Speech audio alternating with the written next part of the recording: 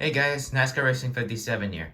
Here we have a NASCAR Dentix from the 2022 Wave 7. We have Dillion's Black Riffle Coffee Company next gen car.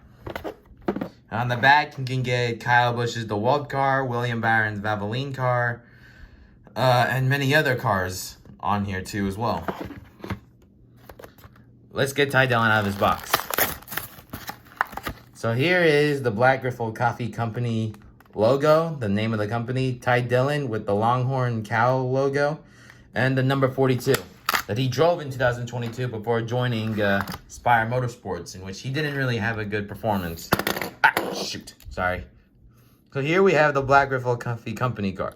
So you have here is the, sorry today, my fingers are. So we have the Black Riffle Coffee Company logo, so with the circle, with divided into 4, BRCC, which stands for Black Riffle Coffee Company.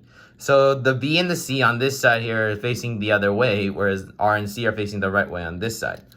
It is a mixture of black with an army green color scheme. Obviously, you have a white 42 on the side with a red 42, a reddish-orange 42 on the top with the black. Obviously, there is some black and some cool patterns on the sides of the cars. The top is a nice, and the back is a nice colored of an army green color. Yeah, like I said, this car only lasted one season because I don't think, Noah Gragson drove this car. So I'll give you a 360 view of the car. And that'll be it for today's video. Well, guys, thanks for watching this episode, and many more episodes will come out soon. Thanks for watching, and please subscribe.